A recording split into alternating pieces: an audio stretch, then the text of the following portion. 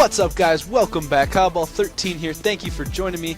Today we're going to be talking about some tips on how to go positive with your kill to death ratio if you're not already. And if you are, these are still tips that you can use to better your KD and make yourself a better player if you think about it a little bit more. So I do have a couple tips to run down the list here.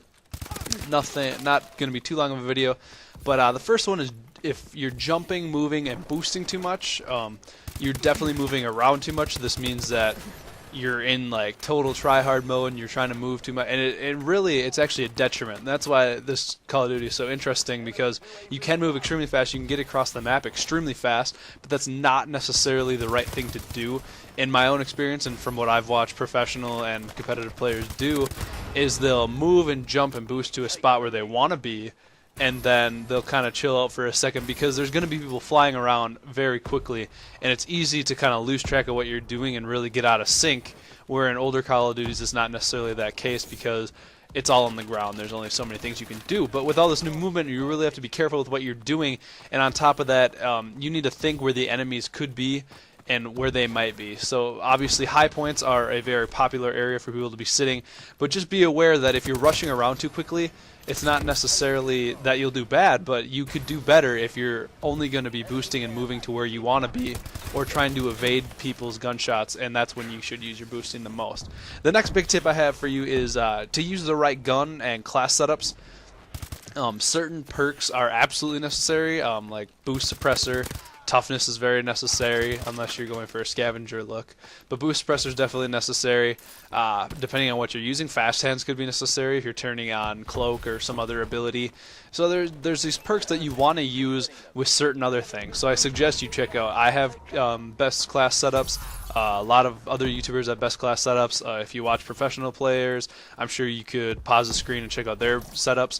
You really want to use things that are complementary to each other. I'm all for using fun things and messing around, that's fine, but at the same time, if you don't want to lose and not lose your KD and not play horribly, you still want to do good and have fun. So you want to use things, even if they are like, say, explosives. If you're using, the NA-45, for example, you want to use danger close, or maybe a new tube or a grenade that will complement using danger close to begin with.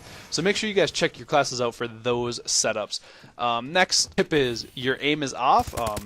This could either be because you're not used to playing Call of Duty, maybe you just started so you're not good, and if that's the case, then you're going to get better, so I wouldn't worry about it too horribly much. But another big problem with this is your sensitivity may be too high. I know when Advanced Warfare first came out, everybody was freaking out saying, oh my gosh, everybody's going to be jumping around, moving like crazy. I need to turn up my sensitivity and play with it high and get used to it. That's not necessarily the case. I think I played on 3 on all the past Call of Duties, and now I play on 4 or 5, depending on how I feel that day. Really, you don't want your sensitivity too high, because you're going to be flying around and trying to mirror where these guys are running with your gun, and it's actually a really hard thing to do. So check to make sure your sensitivity isn't too high. Do something that's comfortable. It doesn't matter how fast the other people are moving, as long as you can get your sights on them. And when you're aiming at somebody, you don't want to just follow them when you're aimed down sights or ADS. You kind of want to know where they're going and ADS towards the direction they're going to be, so you're not slowly moving your gun while you're already aimed down sights.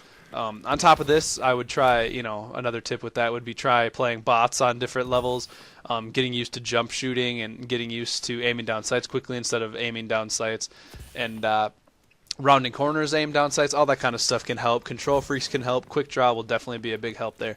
So try those tips out with that. And then the last tip I have, which is a biggie, do not shoot people that are rounding corners, or don't shoot somebody that you don't think you can kill until they get out of sight. So I've seen this happen a lot, especially in Search and Destroy.